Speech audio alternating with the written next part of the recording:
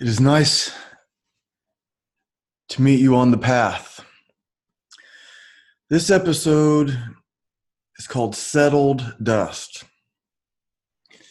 And if you listen to the show, you probably know that for the most part, the whole is greater than the sum. So since it's very difficult to truly express ourselves, we tell stories. And we get more meaning out of this story than if you just skipped to the end and they tell you the moral of the story. It means more as a story. It's much deeper. So the main one that I wanted to get to, I will get to in a little bit. Let me start here. The other day, a couple weeks ago, I was teaching a class at White Pine. It's this awesome nature awareness school, wilderness survival school. And sometimes the Boy Scout troops will come in and spend some time there doing different things.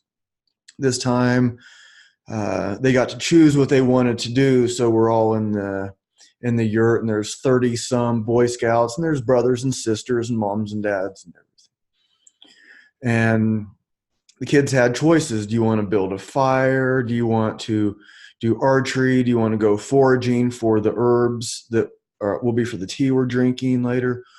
Or do you want to go with Mr. Ryan and do wrestling games and roughhousing? And so he's calling, picking. And then there's a bunch of kids that are excited to go with me and do these games. Now, we're talking about, for the most part, like around 11, 12 years old. They vary some. So the first one I have starting out as a wrestling game, and where you're both in a push-up position, and you can move around, and you pull at the other person's arm to try to get them to either fall to their elbow or their knee or their chest, anything that hit besides their feet or their hands that touch the ground, they're out. It's really fun. And so the kids, they're excited. They're all going at it. There's a bunch of them, and the parents are getting involved too, and it's fun. And then I noticed a kid asked to go with another kid, and she refused. And I said, you can't refuse somebody if they want to fight you. And maybe I could have used a better word than fight, but you get the idea. Because why does that? And I don't even remember if it was another boy or another girl or a boy that asked her for a match. But why would one kid want to do this wrestling game with another?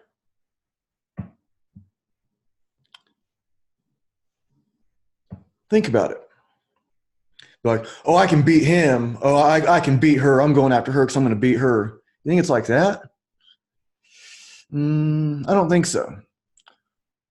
What do you think it's like? Oh, she can definitely beat me. I want to go against her and get beaten. That'll be fun. No, I don't think it's that either. I think one saw the other as fun and safe. But there's this little bit of danger. It is a wrestling game. You could clash heads. You could take a headbutt to the lips.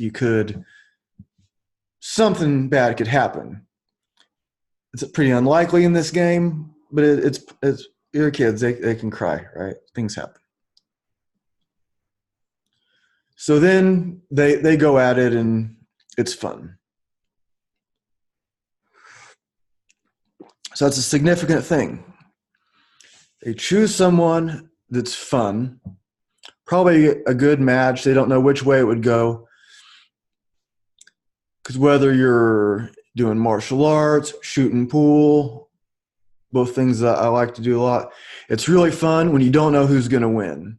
Somebody's just like at the same skill level. Sometimes they beat you, sometimes you beat them. It's fun. I like going against people that are a lot better than me. I like teaching people that are not as good as me. It's all fun. But when you get that good match, it just, there's just something about it. Okay, so now we're talking about kids. So then some of the kids are kind of getting bored with that game, and they ask if they can go build fire or something else. I'm like, sure, do whatever you want. So a lot of the kids they drift off, and some are kind of like coming and going, and it ends up just being uh, this kid. I think he's like 12. He did karate, and so he was asking me about other kinds of things. And I'm talking to like some moms and stuff about why this is part of the whole thing, part of the curriculum. What does this have to do with nature skills? Well, it has a lot to do with it. I'm probably not going to get into that, but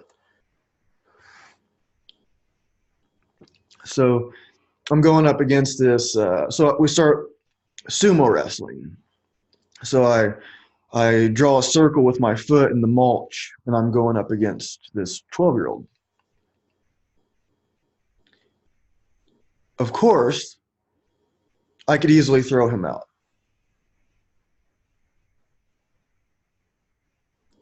But I don't. How much fun would that be for him? Okay. But if we can go at it, sometimes he beats me, sometimes which of course means I'm letting him win. I'm teaching him some skills, I'm teaching him some trips and ways to manipulate balance. Nothing too deep. But you have to let people win. They know that you're letting them win, but it makes it fun to play.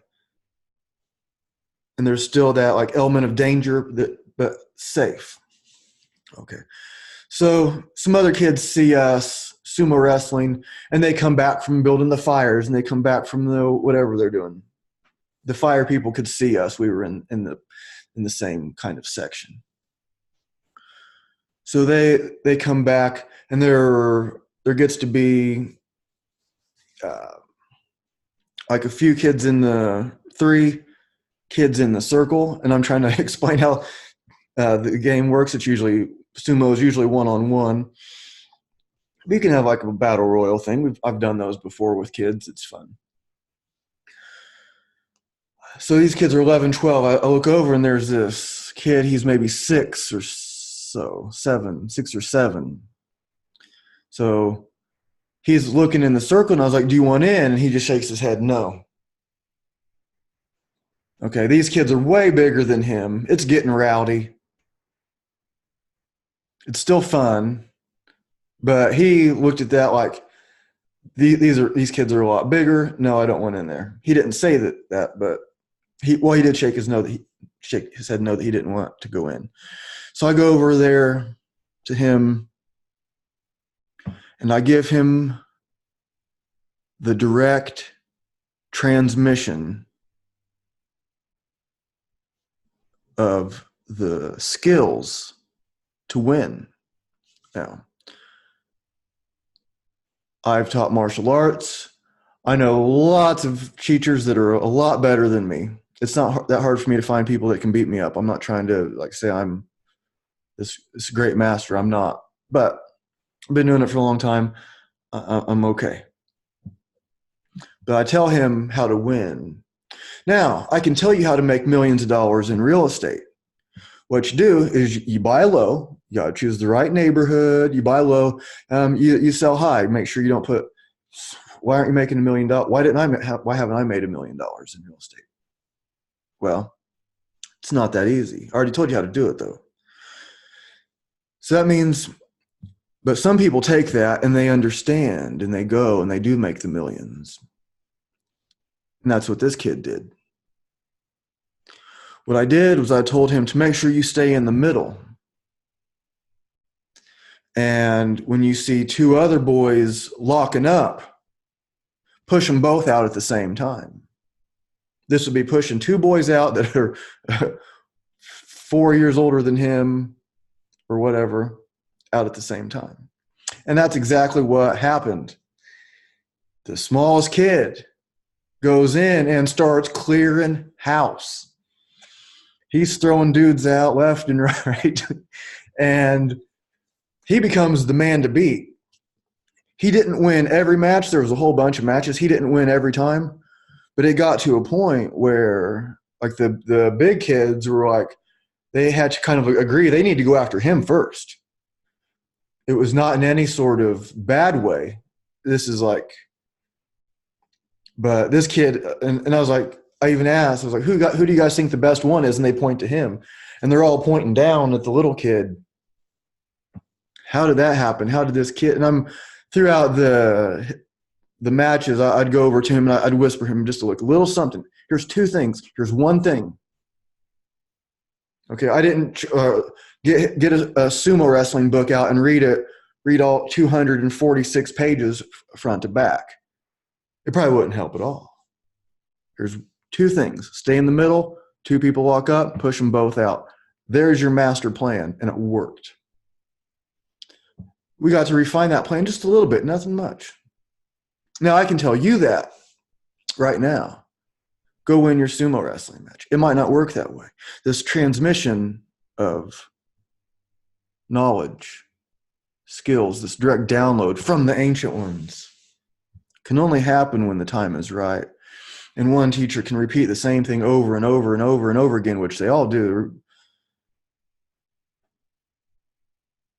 And then there'll be this moment where it clicks. So everything just aligns. So this little kid became pretty much the grand champion of this. The event ends.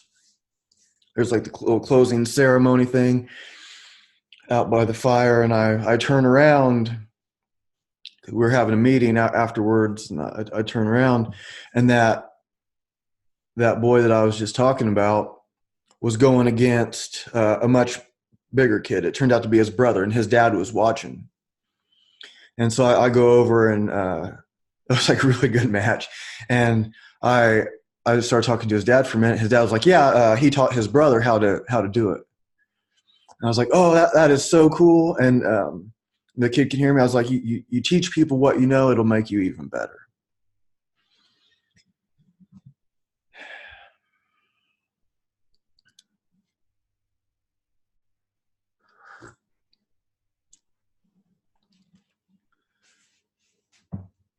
His brother was one of the like 11, 12-year-olds, so he's going against his much bigger brother.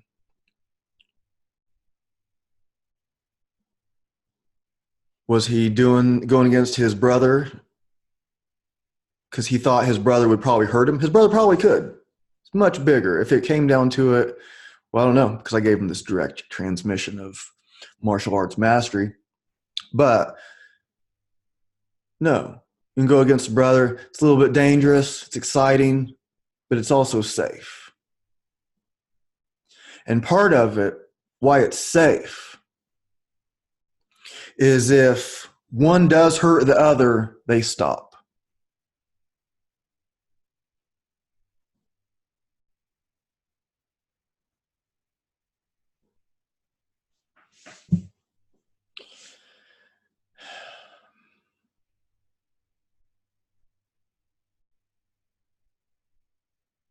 And isn't that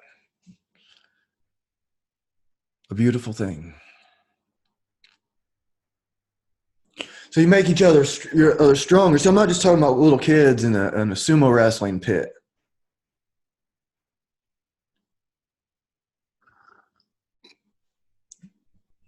I'm talking about how you choose your husband, your wife, your friends. When I go out with some of my friends, we'll go out to the woods, do some dangerous stuff. Sometimes we tell each other, we tell each other, hey, I think I'm going to try this. And they're like, no, you're not. No, that's dumb. But most of the time we're like, yes, you can do it. You can do it. But when we're picking our life partner as our wife, or you think, okay, this person will never give me any troubles. I'll wake up in the morning to the smell of coffee. She'll whisper gently when it's ready.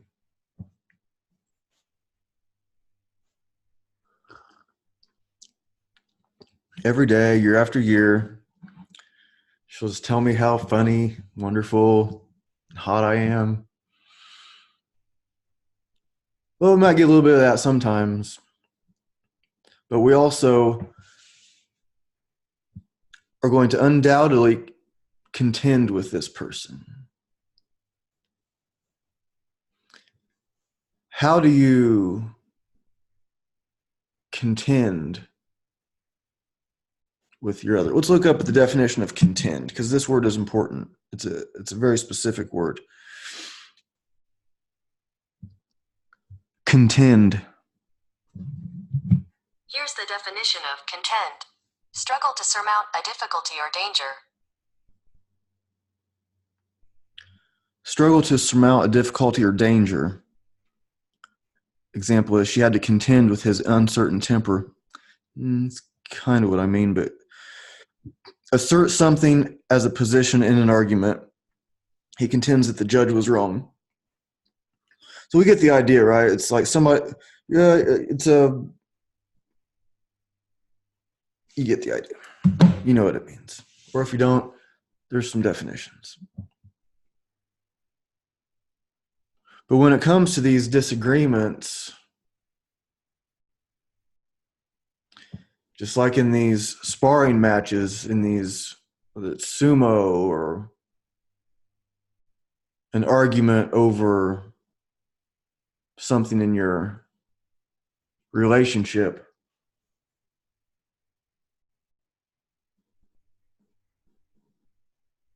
are they going to stop when somebody gets hurt?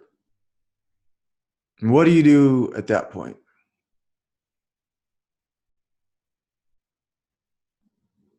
Do you keep going? Do you keep digging? Because that can be a total accident. You don't go into the sumo match thinking, well, some people would, but you get the metaphor here, analogy, or whatever it's called. You don't go into it thinking, oh, I'm going to hurt this person. Or if that is how this person is, you're better off finding someone else. When these kids ask another kid for a match, I didn't see anybody trying to hurt anybody.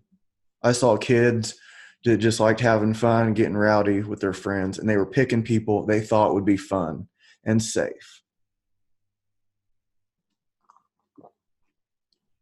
Win or lose, it was still fun. So I have to be careful how I dance around what I say here, because this is the main point of the episode, what's brought me here.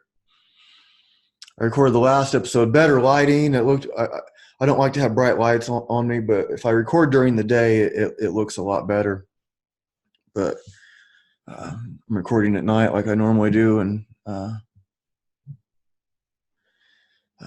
so interesting timing there. This friend of mine that I'm getting ready to talk about just sent me a message like just now.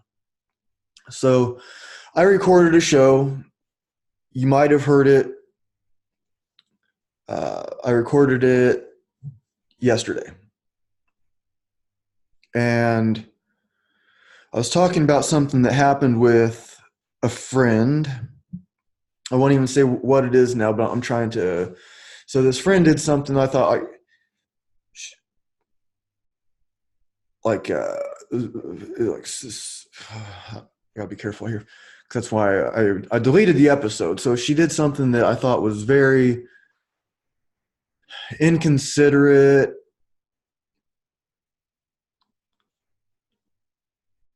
And I think I'll just leave it at that. So I did a show about it. I didn't say who I was talking about, but I did give I did say like a couple things, like where if a couple people that like know us and everything, they might be able to figure out who it was.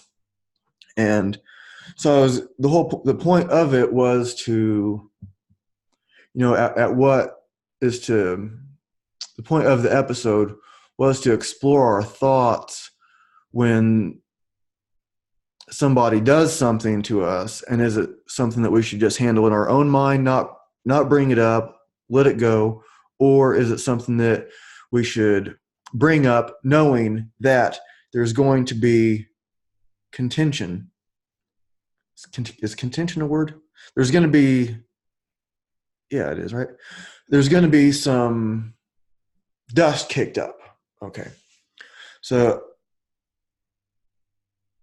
I had, when I was getting ready to do this show, I had the image in my mind of all this dust being kicked up into the air. This big fight happens, or this big explosion, or this big something happens, and this big storm, and there was all this dust in the air. And the dust might be, well, what is it when there's an explosion?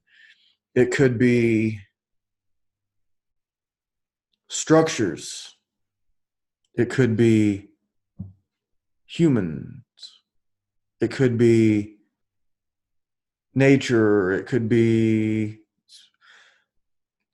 all of the stuff that the dust is made out of in the air, and it's clouding our vision. And all we can do is react as if we're in that situation, because we are in that situation.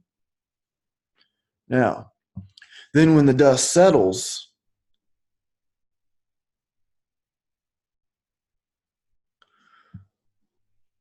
we can still see a little bit more clear, but there was that storm. And in that dust are the structures, or is the stuff that was destroyed. Following me here?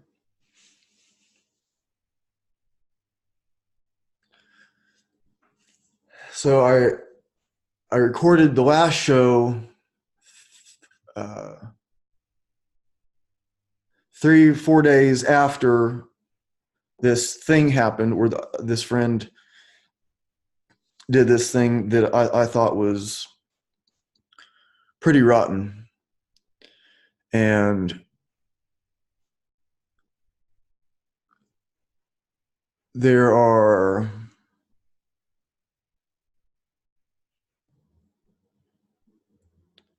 if it was like somebody else that did it, depending on who it was, maybe it wouldn't even been that big of a deal.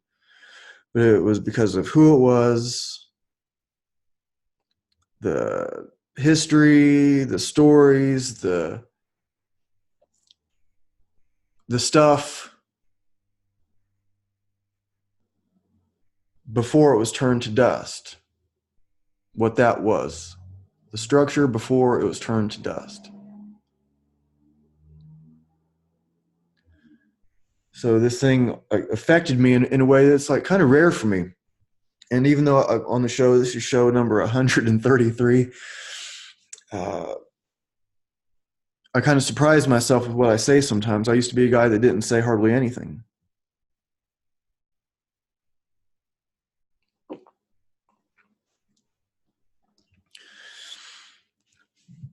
And I went back and forth with myself whether I was going to do that show or not. I was like, okay, I think I can do it, and nobody will know who I'm talking about. It's like only there might be a couple people that, very few people, if anybody in my mind, could put it together who I'm even talking about. And then this morning, I get a message from that friend, and she's not happy about the podcast. Okay. And I said, I think I did it, so nobody would be able to figure out who it was. The point wasn't the who. The point was what we do when these things happen, mainly. And I said, if you think that people can figure it out, I'll delete it. And she told me why she thought people could figure it out. I actually agreed with her and I deleted it.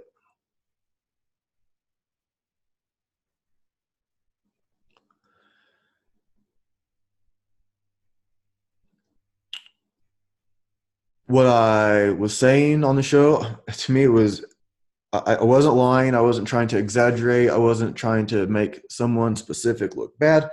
The point of it was to express these thoughts because I know other people have these things happen. This is a pretty common thing.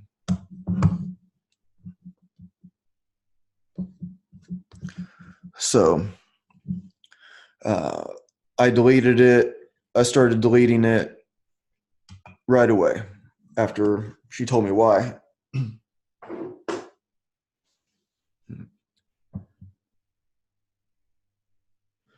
So one of the things that, and it's like weird for me to even say, I'm actually going to hit pause and read her message. Okay. Yeah, her message was I told her that I was going to be recording this show, and she told me I could call her later when I'm done. I told her what this show is going to be about, even though I didn't really have the full idea until I start letting it go. But anyways, part of what I guess bothered me so much about what happened, it's like who it was and kind of like our story. And then I didn't think she cared. And that's where I was wrong, because she does. I didn't think it was something that she would want to talk about, but she does. So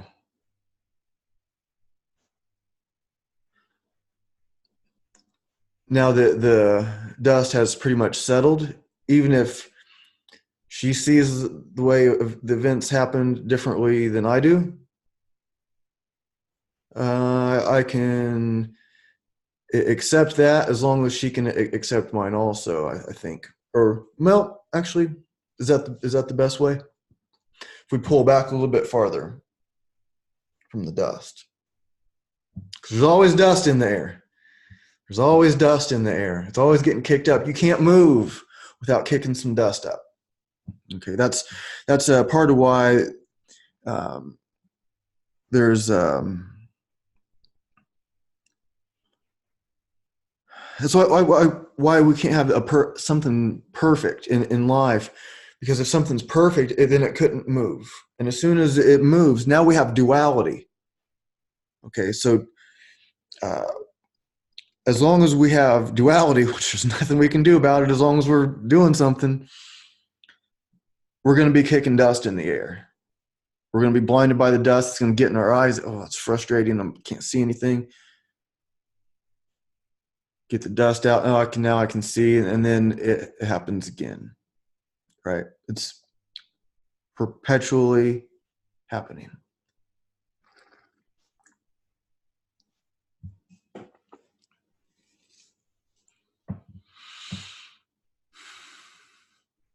You know what else is strange? So we were supposed to talk. So I think I got the point out. One of the things that I thought like sucked so bad was her. I didn't think she cared, but she does, and she's willing to talk about it, which I didn't think she would be. So I was wrong about that.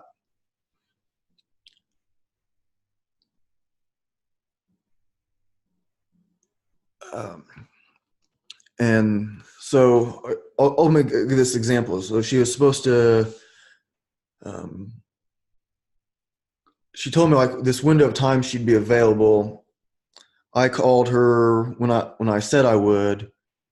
Went to voicemail, and I didn't hear back from her again for like 3 hours past that window. Then she calls and had like 10 minutes. Well, What happened was I just didn't get the call. She did try to call. I didn't get, because she thought that I just didn't answer. Okay, this is important. I'm talking about literally my phone and literally her phone, but it's more than that. It's I'm talking about like more than that. So she told me that she called, and I was like, "Oh, my phone didn't even ring." And she's like, "Well, I can send you the screenshots." I was like, "I believe you," but my phone didn't ring. And so later on, I sent her the screenshot of my call log where I did not get her call. She responds with a screenshot of hers where she tried to call. That happened before. I was with a girlfriend of mine, and we were kind of like going back and forth, like, okay, what are you doing tonight? I think it was even like maybe even on a Friday night or something. Um, and it's like almost assuming that we're doing something with each other, but like I wasn't sure if I just wanted to just like stay home or if I was gonna like drive to her house, which is like a half hour or so drive and all this. But I mean, that was probably what was going to happen, but I wasn't sure, and I was at work, and so she's texting me, and I get these messages when I'm done working, and so I responded to her message, um, yes, let's do something. Okay, so she sends me the message asking about doing something. I send her one back that says, "Sure, I can be there 7:30 or whatever it was." Then I get a message not long after that she's going to go hang out with this other friend of hers, happened to be a guy. I didn't think anything was going on with them. They're like friends for a long time. And I'm thinking like, what? So I was like, I just told you, you asked me if I wanted to hang out. I said yes. And then 10 minutes later, you're telling me you're going to go hang out with some other dude. And so we're getting in this, having this contention. Contention's a word, right? Let me check it. Contention. Here's the definition of contention: heated disagreement. Yeah. Okay. I did go to school for a little bit. So we're contending, right? So my version of events was like, man, she just did this. This is a pretty rotten thing to do. I just said we're going to do something. We're dating more than dating. We were together for like almost a year or something like that. And then afterwards, she tells me she's going to go hang with this other dude instead. What happened was we weren't getting the text in real time, but we didn't know that. So she's thinking it takes me forever to answer her when it's not. Or maybe it is because it's taken me forever to get her messages. So, like, she's telling me her version of the story, and I'm like, that is just not what happened. And I'm telling her how it is, and she's like, what are you talking about? And so I'm sending screenshots. I was like, this is, and so she sends me the screenshots, and it's like, oh, she thought that I just didn't respond to her. That's why she made other plans. And I thought I already we already made plans, and then you break them to go be with somebody, go hang out with some other dude.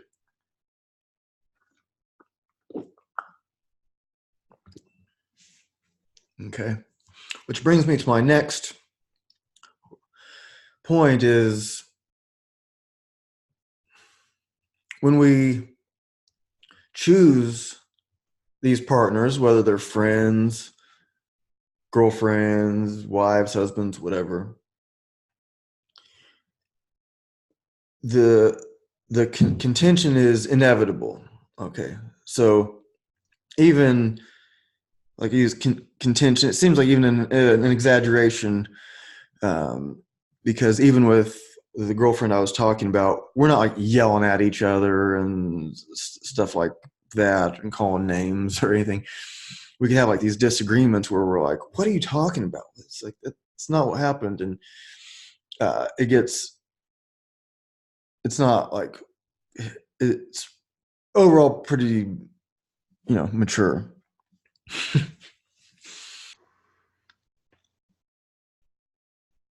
But when we're picking these people, we need to remember why that we're picking them. Are they someone that fights fair? Are they trying to hurt you? And if we can keep that stuff in mind when the dust gets kicked up, then maybe we won't start swinging for the rafters, right?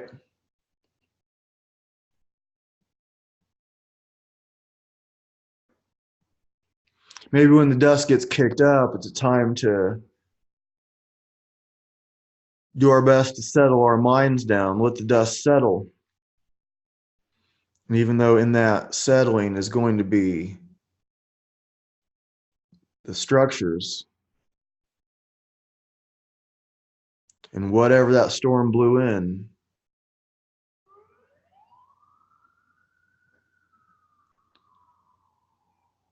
as long as we don't just stomp on it, then we can rebuild, right?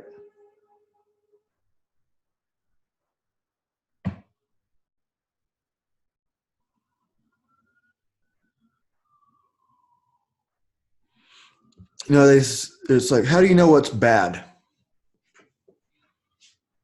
Okay, I'll say like, oh, who's to say what's right and wrong? Here's how you can tell what's right or wrong. Do you want that done to you? If you don't, it's wrong. If you do, it's right. That's how we know what bad is. That's how we know what evil is. So even though you've probably never tortured somebody, you know how. How do you know how? Because you saw it on a movie? No, because you have feelings and you've felt pain, you've felt scrapes, you've been cut, you've smashed your finger. You know what that feels like. You've been poked in the eye. You know what that feels like. You've been hit in the nose.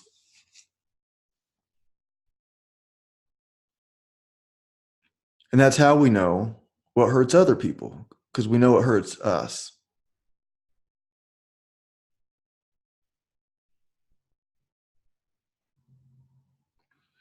And when we have these people to contend with, these partners, whether it's a martial arts partner, life partner, wife partner, husband partner,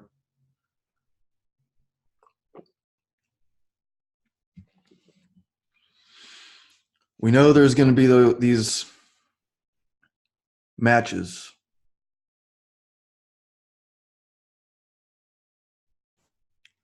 So when you're practicing martial arts, you can do it in a way that breaks people down, or you can do it in a way that builds people up.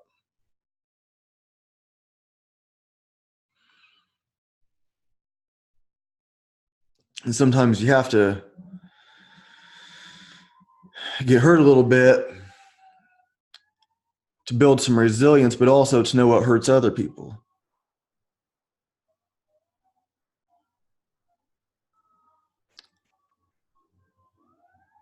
Well, I didn't know doing that would hurt until somebody did that to me. Okay, now I get it. So when I talk about this situation and throw it out to the whole world to listen to,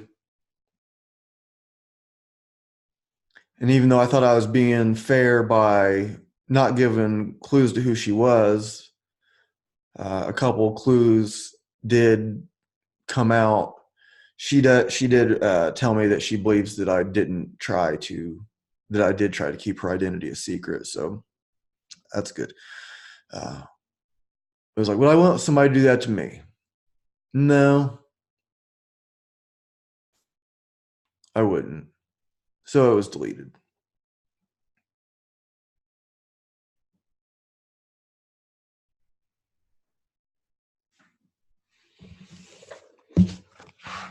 Sometimes we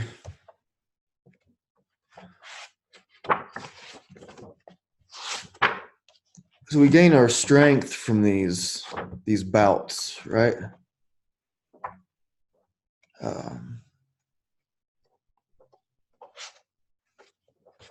I'm looking for this Kroger brand thing.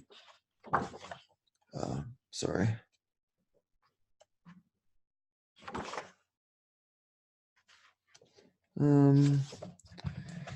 So sorry, just a second. I hope I'm making sense here. I hope I'm not saying too much. With these deletes, let me find this thing first. There we go. Yeah, I'll look it up and then I turn right to it. I've deleted a few podcasts, and this one, when she was, after she told me she wasn't happy about me putting it out, I looked it up. Because when I was about to delete it, I looked at the statistics. It had already been heard in 5 countries, at least, probably even more than that. I don't know how many more it would have been, because the stats that I was looking at doesn't cover everything. And it wasn't like a crazy number. I mean, it was climbing and spreading, but it had been heard in like 5 different countries, a bunch of states in the U.S., and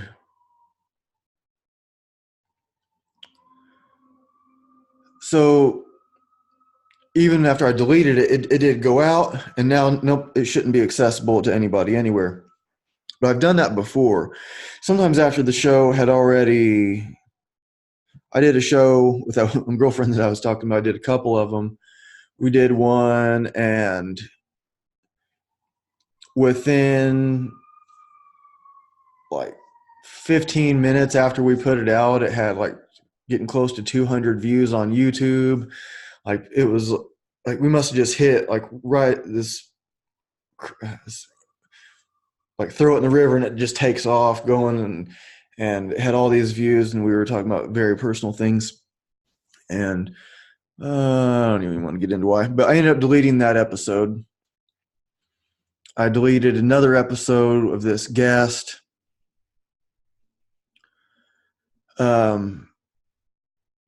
Honestly, I don't even want to say who it is, but she's pretty famous.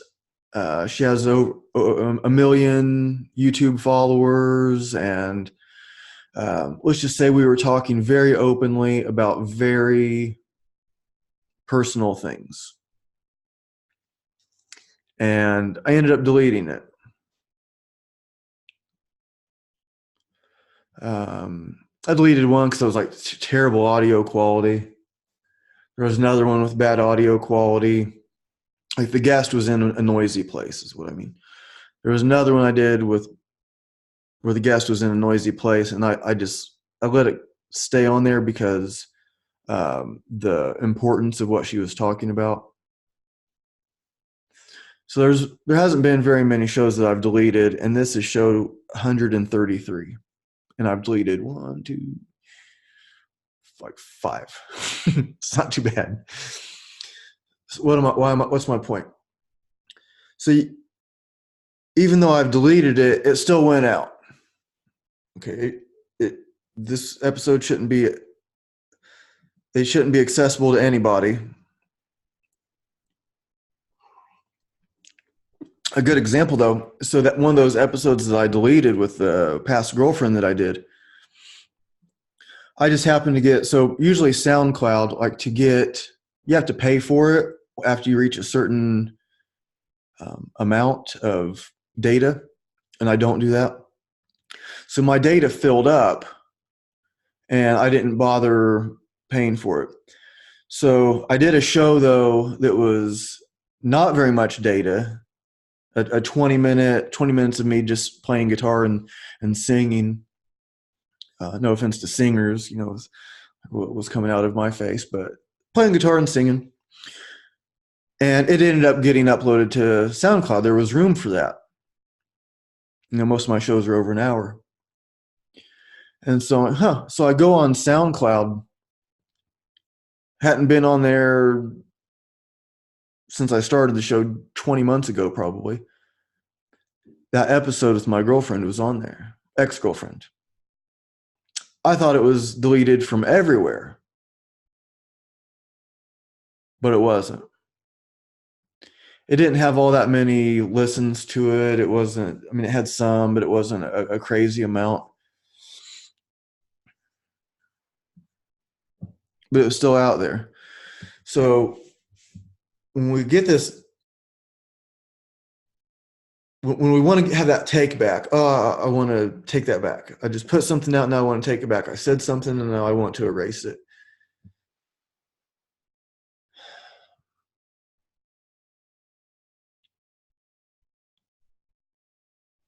It doesn't quite work that simply. It's like the episode I was talking about deleting from yesterday. It's gone from everywhere. I know it is. But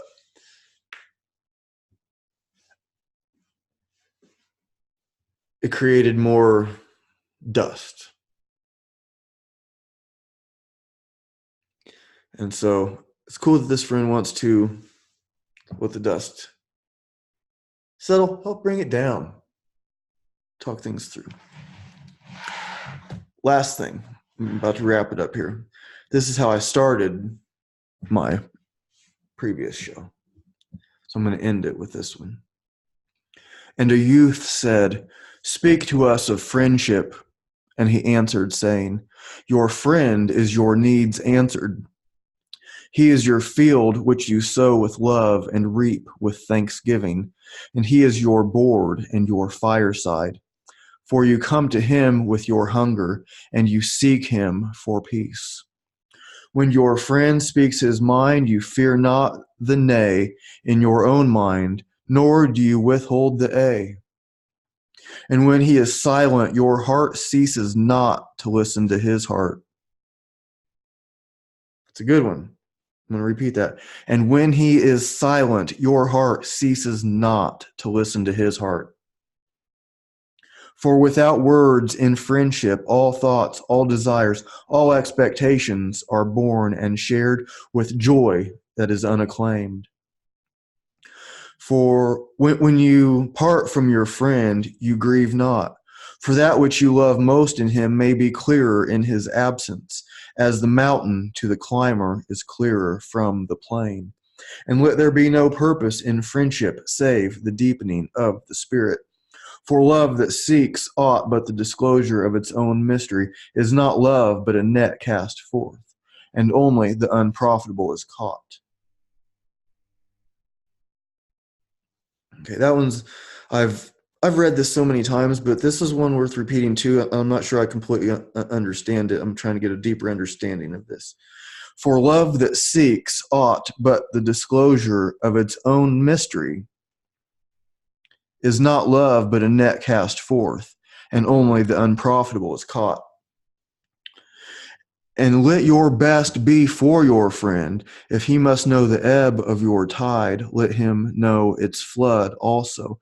For what is your friend that you should seek him with hours to kill?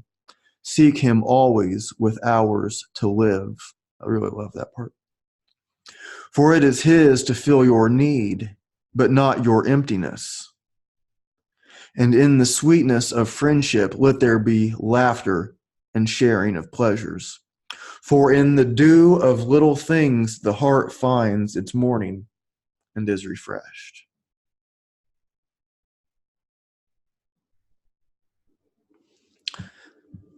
I hope that worked. Thank you.